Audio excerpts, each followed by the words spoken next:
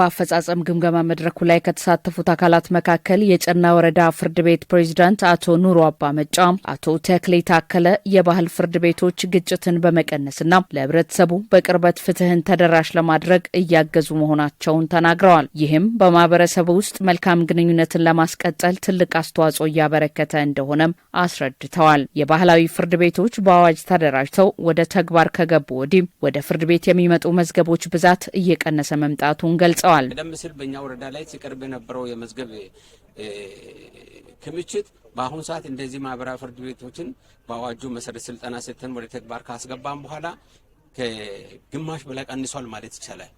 እና ምንድነው የማይል ስልጣናቸውም እንደዛውም ሆኖ ከፍ ያለ ስለሆነ ወደኛ ሲቀርቡ የነበሩት መዝገቦች መጠን ቀንሶ ነው የታየው። ማህበራዊ ፍርድ ቤትና ባለ ፍርድ ቤት ባይኖር ጉዳዩ በእነሱ ባይፈታ ኑሮ 3000 በላይ መዝገብ ወደኛ ሊመጣ ይችላል። አሁን በማህበራዊ ፍርድ ቤት ብቻ ወደ 400 የሚሆን መዝገብ ቀርቦ እዛው እልባት አግኝቷል። ዜጎችም ሳይውላሉ ወጪ ሳያወጡ ጊዜያቸውን ሳያባክኑ እዛው ባሉበት ሆነው ጉዳዩ የተፈታ ነው። የማህበረሰቡን ባህላዊ የግጭት አፈታት ዘዴዎች በመጠቀም ፍትህን ከማስፈን ባሻገር የተገልጋዮችን እንግልት መቀነስ እንደተቻለ ጠቁመዋል። ይህንን በሁሉም አካባቢዎች አጠናክሮ ማስቀጠልና የአቅም ግንባታ ስልጠና በየወቅቱ በመስጠት ማጠናከር ይገባል ብለዋል። እንግዲህ ቀጣይ በዚህ 2019 ላይ እቅድ ይዘናል። እነዚህን የማህበራዊ ፍርድ ቤቶችን በየሳይቱ በክላስተር የስራ ላይ ስልጠና ለመስጠት እቅድ አቅደን ነው እየተንቀሳቀስን ያለው ነው። በሚቀጥለው ዓመት ላይ ስልጠና ይሰጣቸዋል። የስራ ላይ ስልጠና ህዝቡም ከመጉላላት ማስረጃ አጥቶ ዳኝነት ከማጣት የተረፈበት በጣም እውነት ለመናገር ወደፊትም በደንብ ሊሰራ የሚገባ ጉዳይ ሆኖ ነው ማቆና በእኛ በኩል ያለውን ጫና እንደዚህ ነው ከሚለው በላይ በጣም እንደቀነሰ ነው የተረዳ ነው እና ለወደፊትም ስልጠና ይሰጠን ወደ ስራ ያልገቡትን ቀበሌዎችን ያደራጀን ወደ ስራ ያስገባን በደንብ መስራ ስራ መሆኑን ያዝነው እንደ እቅድም ያዝነው ጉዳይ ነው። የካፋ ዞን ከፍተኛ ፍርድ ቤት ፕሬዝዳንት አቶ መንግስቱ ከበደ በበኩላቸው ለማህበረሰቡ ፍትህን ተደራሽ ለማድረግ በርካታ ስራዎች እየተሰሩ መሆናቸውን ገልጸዋል። የባህላዊ ፍርድ ቤቶች ለማህበረሰቡ የሚሰጡትን አስተዋጽኦ ከግምት በማስገባት መንግስት አደረጃጀታቸውን አሻሽሎ ወደ ስራ ማስገባቱን አንስተዋል። በበጀት ዓመቱ በባህላዊና ማህበራዊ ፍርድ ቤቶች ከ6600 በላይ መዝገቦች ውሳኔ ማግኘታቸውን አስረድተዋል። በክልሉ ደረጃ የወጣ አዋጆች አሉ። አዋጆቹ ምንድን ናቸው?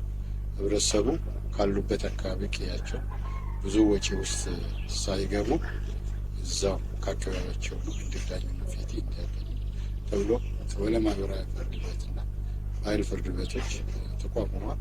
በዚህ መሰረት ወደ 7000 ቤት መዝገቦች በላይ ነው እዛ አካባቢ ቀረቡ።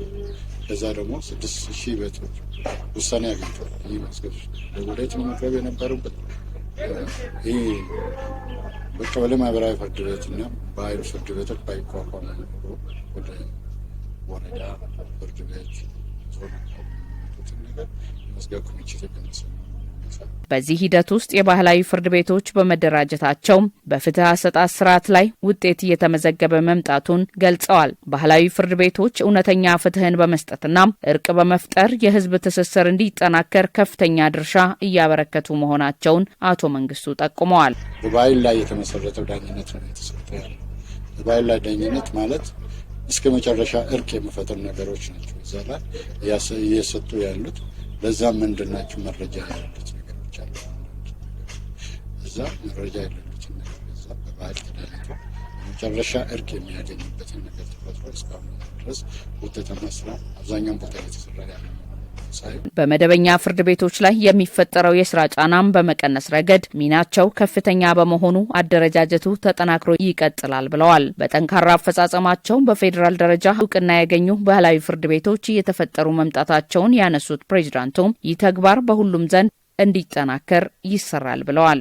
እስከ ፌዴራል ደረጃ መልካም ስራ በመኖሩ መልካም ውጤት ያስመጣ በመሆኑ እንደው አንዳንድ እቃዎችን ያበረከቱበት ነገር አለ። ሽሽንዳ ከተማ አካባቢ ሽሽንዳ ከተማ ላይ እስከ ኮምፒውተር እስከ መቀመጫ ድረስ እነሱ ሌላ ስራ በመኖሩን አይቶ እስከ ቤተ ሚኒስትር ድረስ ታች ወርዷቸው መልካም ነገር በመሆኑ መልካም ስራ ባለ መሆኑ ውጤታማ ስራ ያስመዘገቡ ያሉትን አይቶ ሌላ ነገር አበርክተዋል ማለት ነው።